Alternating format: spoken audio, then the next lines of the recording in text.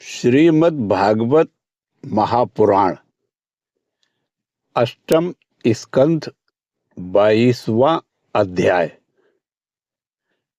राजा बलि के द्वारा भगवान की स्तुति और भगवान का उस पर प्रसन्न होना। ओम नमो भगवते वासुदेवाय। श्री सुखदेव जी कहते हैं, परीक्षित, इस प्रकार भगवान ने असुर राजा बलि का बड़ा तिरस्कार किया और उन्हें धैर्य से विचलित करना चाहा, परंतु वे तनिक भी विचलित नहीं हुए।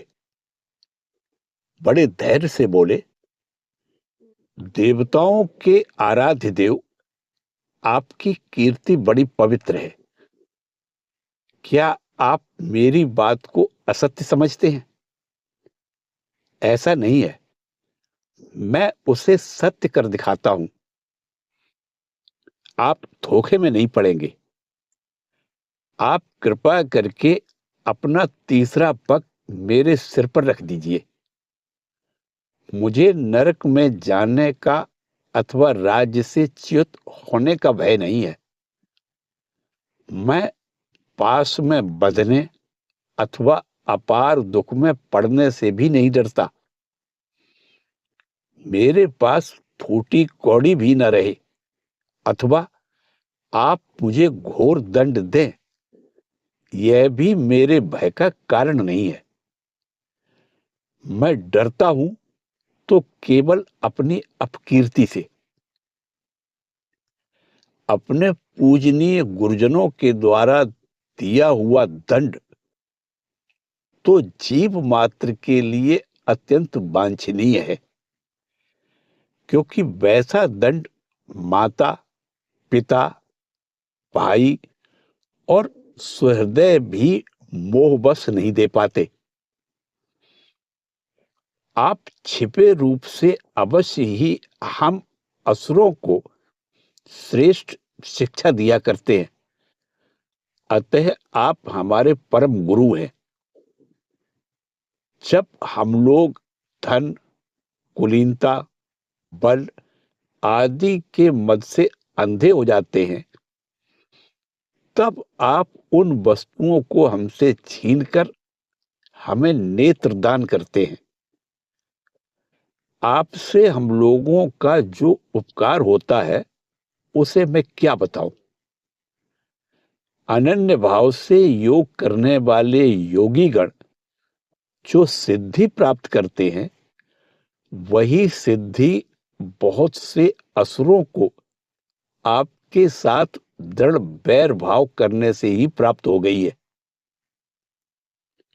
जिनकी ऐसी महिमा, ऐसी अनंत लीलाएं हैं, वही आप मुझे दंड दे रहे हैं और वरुण पास में बांध रहे हैं। इसकी न तो मुझे कोई लज्जा है और न किसी प्रकार की व्यथा ही। प्रभो, मेरे पितामह प्रहलाद जी की कीर्ति सारे जगत में प्रसिद्ध है। वे आपके भक्तों में श्रेष्ठ माने गए हैं। उनके पिता हिरण्यकश्यप ने आपसे बैर विरोध रखने के कारण उन्हें अनेकों प्रकार के दुख दिए, परंतु वे आपके ही परायण रहे। उन्होंने अपना जीवन आप पर ही निछावर कर दिया।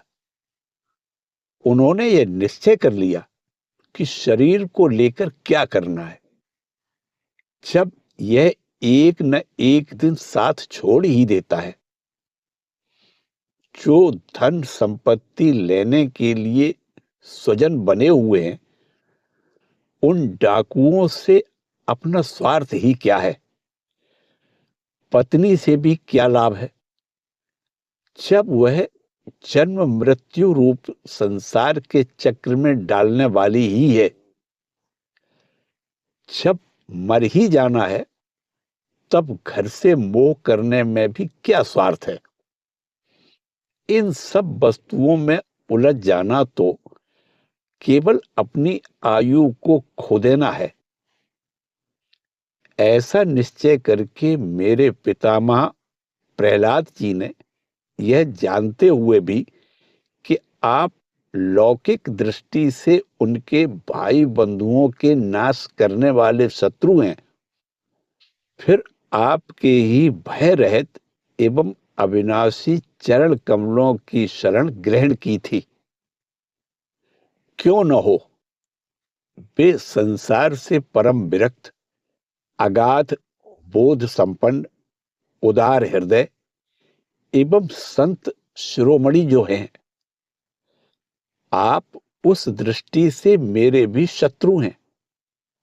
फिर भी विधाता ने मुझे बलात् ऐश्वर्य लक्ष्मी से अलग करके आपके पास पहुंचा दिया है। अच्छा ही हुआ, क्योंकि ऐश्वर्य लक्ष्मी के कारण जीव की बुद्धि जड़ हो जाती है और वह यह नहीं समझ पाता कि मेरा यह जीवन मृत्यु के पंजे में पड़ा हुआ और अनित्य है। श्री सुखदेव जी कहते हैं, परीक्षित, राजा बलि इस प्रकार कह ही रहे थे कि उदय होते हुए चंद्रमा के समान भगवान के प्रेम पात्र प्रहलाद जी वहां आ पहुंचे। राजा बलि ने देखा कि मेरे पितामह बड़े श्री संपन्न हैं, कमल के समान कोमल नेत्र हैं, लंबी लंबी भुजाएं हैं, सुंदर ऊंचे और श्यामल शरीर पर पीतांबर धारण किए हुए हैं।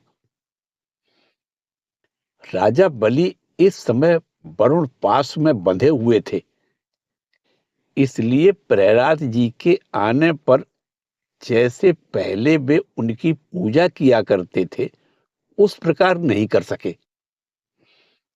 उनके नेत्र आंसुओं से चंचल हो उठे, लज्जा के मारे मुंह नीचा हो गया। उन्होंने केवल सिर झुकाकर उन्हें नमस्कार किया।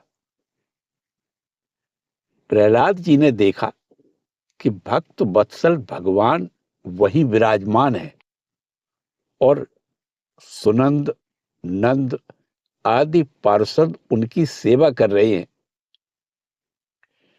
प्रेम के उद्रेक से प्रहलाद जी का शरीर पुलकित हो गया, उनकी आंखों से आंसू छलक आए। वे आनंद पूर्ण हृदय से सिर झुकाए अपने स्वामी के पास गए और पृथ्वी पर सिर रखकर उन्हें साष्टांग प्रणाम किया। प्रहलाद जी बोले, प्रभु, आपने ही बलि को यह ऐश्वर्यपूर्ण इंद्र पद दिया था, अब आज आपने ही उसे छीन लिया। आपका देना जैसा सुंदर है, वैसा ही सुंदर लेना भी। मैं समझता हूं कि आपने इस पर बड़ी भारी कृपा की है। जो आत्मा को मोहित करने वाली राज्य लक्ष्मी से इसे अलग कर दिया। प्रभु, लक्ष्मी के मद से तो विद्वान पुरुष भी मोहित हो जाते हैं, उसके रहते भला अपने वास्तविक स्वरूप को ठीक ठीक कौन जान सकता है। अतः उस लक्ष्मी को छीनकर महान उपकार करने वाले, समस्त जगत के महान ईश्वर, सबके हृदय में विराजमान और सबके परम साक्षी श्री नारायण देव को मैं नमस्कार करता हूं। श्री सुखदेव जी कहते हैं, परीक्षित, प्रहलाद जी अंजलि बांधकर खड़े थे। उनके सामने ही भगवान ब्रह्मा जी ने वामन भगवान से कुछ कहना चाहा। परंतु इतने में ही राजा बलि की परम साध्वी पत्नी विंध्यावली ने अपने पति को बंधा देखकर भयभीत हो भगवान के चरणों में प्रणाम किया और हाथ जोड़ मुंह नीचा कर वह भगवान से बोली। विंध्यावली ने कहा, प्रभु, आपने अपनी क्रीड़ा के लिए ही इस संपूर्ण जगत की रचना की है। जो लोग कुबुद्धि हैं वे ही अपने को इसका स्वामी मानते हैं।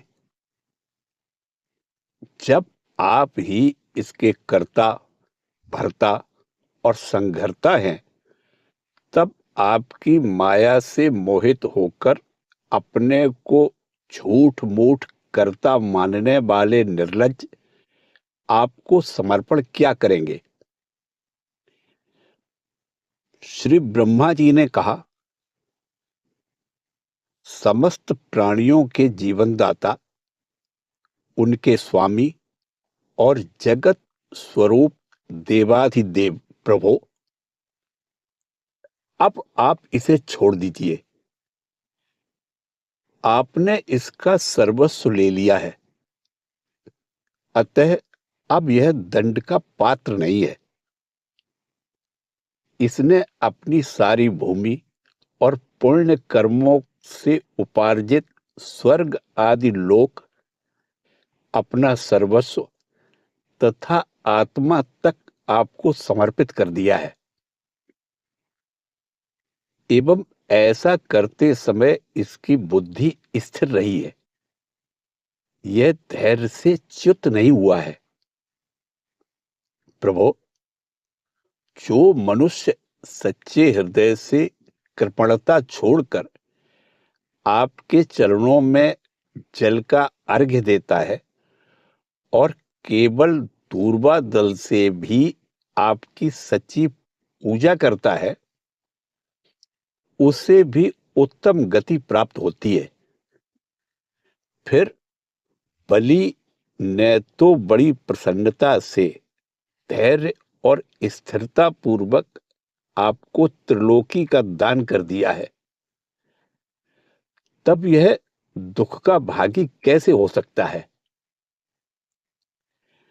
ब्रह्मा जी की बात सुनकर श्री भगवान बोले, ब्रह्मा जी, मैं जिस पर कृपा करता हूं उसका धन छीन लिया करता हूं, क्योंकि जब मनुष्य धन के मद से मतवाला हो जाता है, तब मेरा और लोगों का तिरस्कार करने लगता है। यह जीव अपने कर्मों के कारण विवश होकर अनेक योनियों में भटकता रहता है।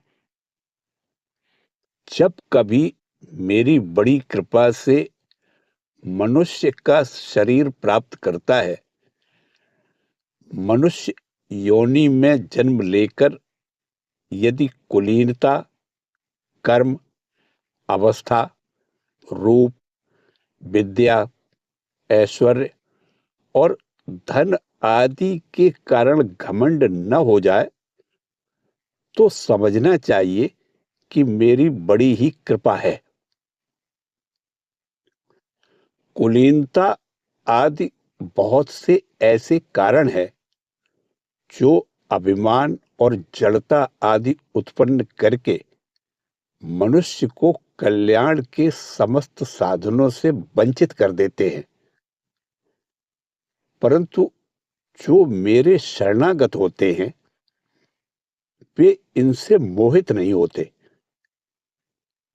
यह बलि दानव और दैत्य दोनों ही वंशों में अग्रगण्य और उनकी कीर्ति बढ़ाने वाला है।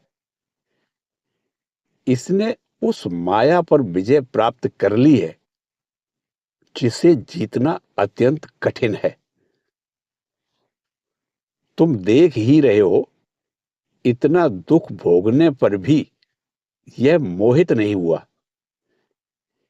इसका धन छीन लिया, राजमद से अलग कर दिया, तरह तरह के आक्षेप किए, शत्रुओं ने बांध लिया, भाई बंधु छोड़कर चले गए, इतनी यातनाएं भोगनी पड़ी, यहां तक कि गुरुदेव ने भी इसको डांटा फटकारा और शाप तक दे दिया।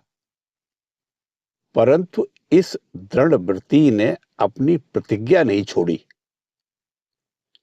मैंने इससे छल भरी बातें की, मन में छल रखकर धर्म का उपदेश दिया, परंतु इस सत्यवादी ने अपना धर्म नहीं छोड़ा। अतः मैंने इसे वह स्थान दिया है जो बड़े बड़े देवताओं को भी बड़ी कठिनाई से प्राप्त होता है। सावर्णी मनवंतर में यह मेरा परम भक्त इंद्र होगा। तब तक यह विश्वकर्मा के बनाए हुए सुतल लोक में रहे। वहां रहने वाले लोग मेरी कृपा दृष्टि का अनुभव करते हैं, इसलिए उन्हें शारीरिक तथा मानसिक रोग, थकावट, तंद्रा, बाहरी या भीतरी शत्रुओं से पराजय और किसी प्रकार के विघ्नों का सामना नहीं करना पड़ता है। राजा बलि को संबोधित करते हुए भगवान बोले, महाराज इंद्रसेन, तुम्हारा कल्याण हो। अब तुम अपने भाई बंधुओं के साथ उस सुतल लोक में जाओ जिसे स्वर्ग के देवता भी चाहते रहते हैं। बड़े बड़े लोकपाल भी अब तुम्हें पराजित नहीं कर सकेंगे। दूसरों की तो बात ही क्या है। जो दैत्य तुम्हारी आज्ञा का उल्लंघन करेंगे, मेरा चक्र उनके टुकड़े टुकड़े कर देगा। मैं तुम्हारी, तुम्हारे अनुचरों की और भोग सामग्री की भी सब प्रकार के विघ्नों से रक्षा करूंगा। वीर बलि, तुम मुझे वहां सदा सर्वदा अपने पास ही देखोगे। दानव और दैत्यों के संसर्ग से तुम्हारा जो कुछ आसुर भाव होगा, वह मेरे प्रभाव से तुरंत दब जाएगा और नष्ट हो जाएगा। इसी के साथ अष्टम स्कंद से 22वां अध्याय समाप्त हुआ। ओम नमो भगवते वासुदेवाय।